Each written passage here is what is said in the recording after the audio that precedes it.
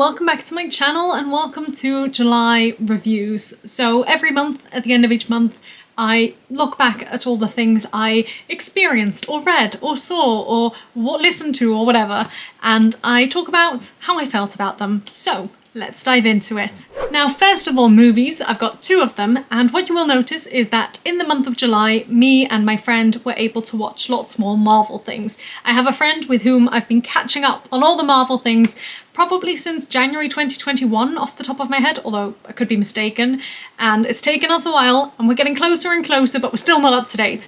So that's going to be very much involved. And therefore my two movies are the third Ant-Man, which is Quantumania, and The Marvels. I really like Ant-Man as a character and his story and his world, I suppose, but I really enjoyed this movie. I felt like I was lost for quite a bit of it, so that was, a shame. And I don't think I thought it was as strong as the first two, but I did still really enjoy it. And I loved The Marvels. My friend said that apparently that movie had got really bad reviews and wasn't received very well, but I thought it was brilliant. I really liked Captain Marvel when we watched that, and I liked her character and I liked her movie and I liked her storyline, and I really liked Miss Marvel, I think it was called, the TV show, so it was set up to be something that I would enjoy, but then again it could have been, something that was disappointing. But I didn't think it was. I thought it was funny, it was clever, I was able to follow it, which with Marvel so often is a real struggle for me.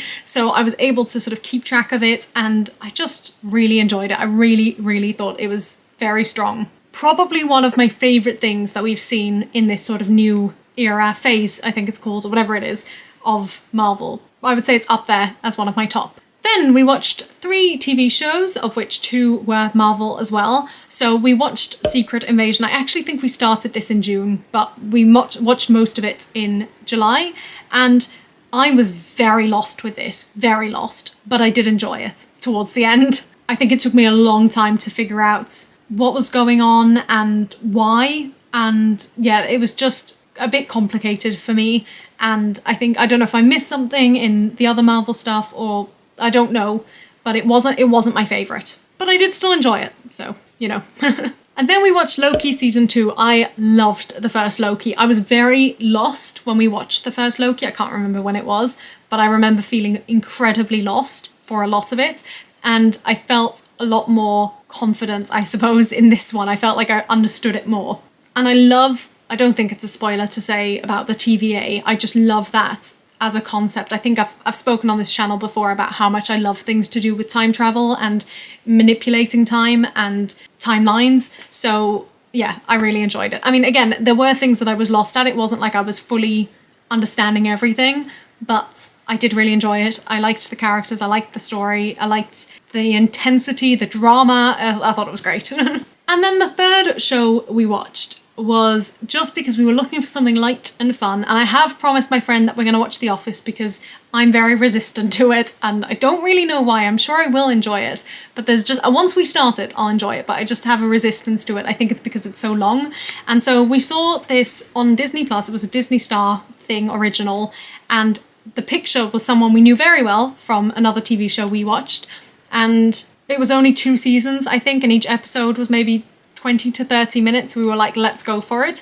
And it's called Not Dead Yet. The actress that we recognised, I think her name is Gina Rodriguez, but I could be mistaken, and I may have pronounced that wrong as well. But she played Jane as well, and I really enjoy watching her. I think she's very suited to the genre. I don't want to say overacts, because it's very natural, and you wouldn't see it in like a serious drama, thriller, whatever. It wouldn't be suitable. But for the style that the genre that we've seen her in, it's so natural. Like, it's not overdone, it's not overplayed, and it so easily could be. So we thought she was great. Cece from New Girl was there as well, Hannah Simone, I think. And she was great as well. She is great. And then there was not someone I recognised, not someone I know, but there is another character. She plays the boss. I've forgotten the boss's name even, but she plays the boss. And again, she is just fabulous to watch. I just love it. I think they just all have that like natural ability to make something that is a bit silly and a little bit over the top, make it look natural. I don't know, I can't speak, but I think I enjoy watching them act. The concept is clever, it's cute. I don't think it's great. I mean, it could be better if it wasn't a comedy. I think it could be more interesting, but it's just a fun, light-hearted, easy show to watch. And as I say, I really enjoy watching it, and I like the feeling of watching it. It's like no stakes, and I enjoy that. Next, we've got 4 books. I think this might be the first month where I've read more than 3 per month, or even maybe more than 2. But they are City of Fallen Angels, City of Lost Souls, City of Heavenly Fire, and then I'll talk about the 4th in a second. Those 3, I was rereading I was reading the Mortal Instruments series, and those were the last 3 of the series, and I really enjoyed them. It's been a while now, so I don't know how well I can remember each one. And also I read them very much in a row, so it's hard to differentiate like the story of each one, but I know that I really enjoyed all of them. I enjoyed the last book, I definitely remember that. But what was really interesting is that it feels like each book, I read them all as audiobooks, and each book I think had different narrators, and each one, you know, it would provide something different, and that was interesting in and of itself. And not just of those 3, but between, I think it's 6 books altogether, between the 6 books in every one, I feel like each one was different. So the first one I read this month, City of Fallen Angels, was my least favourite. As I say, I don't remember the story specifically about which was which, but the audio quality really frustrated me.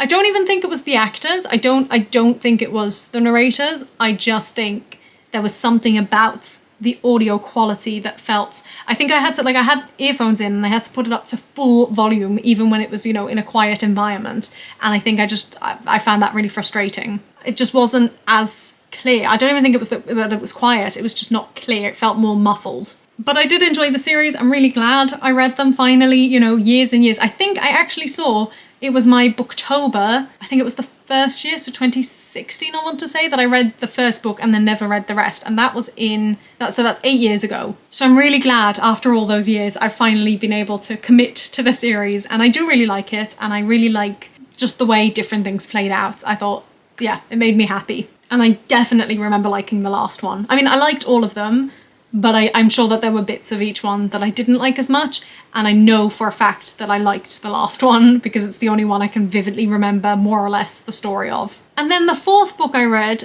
might be the first non-fiction book I've read this year, and it's The Girl Who Survived Auschwitz, and obviously that's intense. This was a much shorter book. I think it was audiobook, but I think it was 6 hours. And first of all, I loved the narrator. I don't know who it was. I don't know if it was someone who was related or not, but they pronounced all the things right. And I just feel like that's important. And what I really liked about this book as well, and this is something that has become, like, it's been on my radar more, I think, in the last few years. And that is that I don't want to say it's designed for Jewish readers, but they don't explain everything. So let me go into this because I do want people to read it. Basically, I don't know what the term is. I'm sure there is a term, and I'm sure it's the same for any minority or ethnic group or anything, but there's a thing about when you are of a certain minority and you're speaking to someone outside of the minority versus someone in the minority.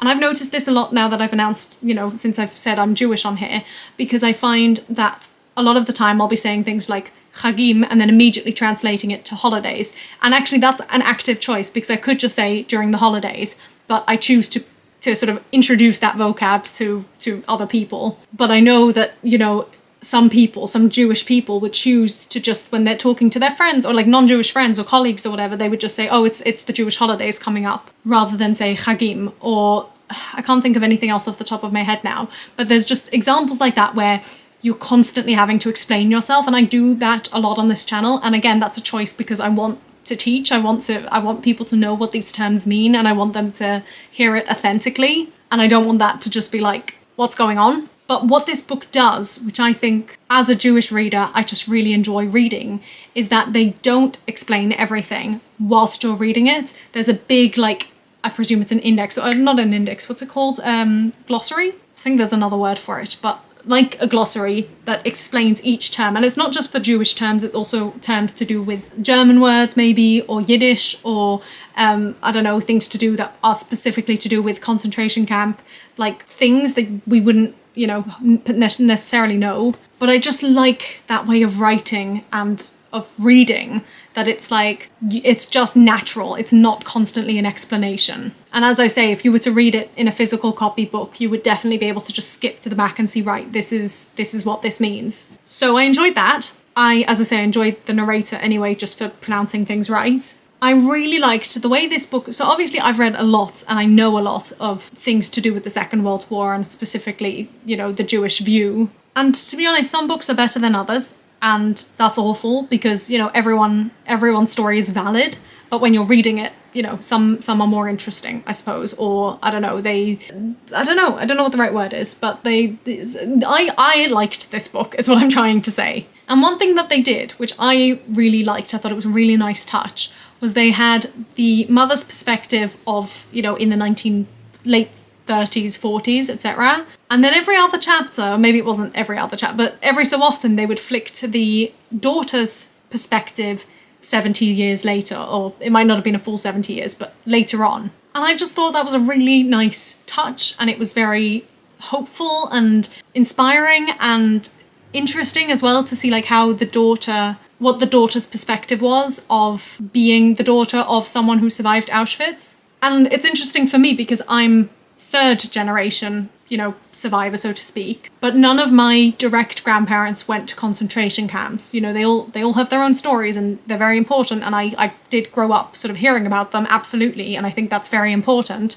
But I wasn't not ever exposed, but I didn't have that same experience of being able to ask them about their experiences in the camp or learning about that. Like, I feel like that's a lot more intense than, everything was bad, everything was terrible, but I do feel like that's more intense than the journeys my grandparents took, at least for a young child to learn about. I think what my grandparents went through was much easier to explain to a child than to explain about the camps and everything that involved. So yeah, I just thought that was really interesting and a nice touch. Moving on from one heavy thing to another, I went to a play called Slave Play, and I have made a vlog about this and I speak about it a bit more in that vlog, and I'll probably mention it in my theatre wrap up at the end of the year, but this was intense. I got a free ticket and I wasn't really planning on going, but I had nothing else to do, so I was like, let's go, it's a play, it won't be too long, blah blah blah. And I had no idea what I was getting into. I didn't know anything about it,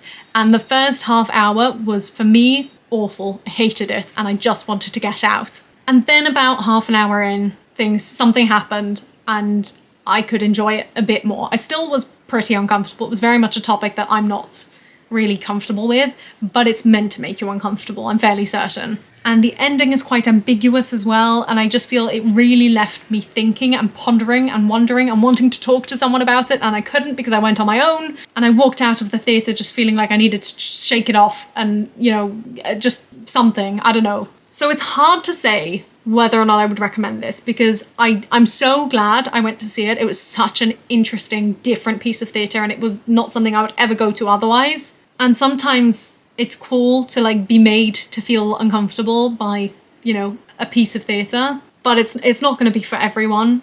And I wouldn't necessarily say it was for me, but I am glad I went to see it.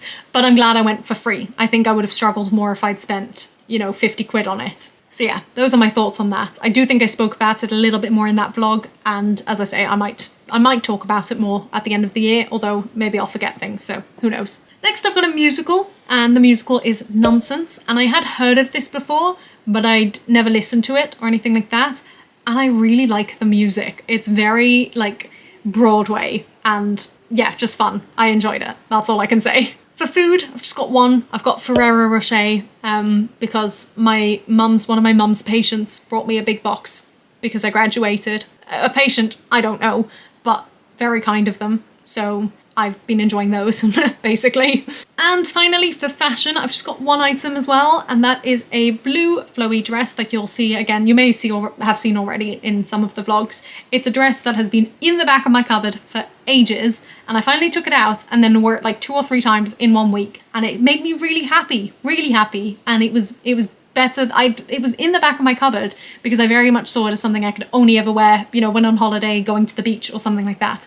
But actually, it's perfectly suitable for an English summer. So I'm very happy about that. And it pairs well with my lightning leggings. So that's a double win for me if you've been following my vlogs. And the very last thing to share is my song of the month, because at the end of each month I talk about a song that stands out, although often I struggle, including this month. But eventually I came up with I Just Want to Be a Star from Nonsense, because it's very Broadway, it's very fun, it feels like a song I'd love to sing, to be honest. There may be a cover one day, but we'll see. I need to learn it first. Alright. Those are all my reviews. I feel like this has been a longer one than the last few months, but I hope it's been informative and useful. Let me know what you've enjoyed or experienced this month. Anything you do recommend, anything you don't, let me know. And I'll see you all very shortly in the next video. Bye!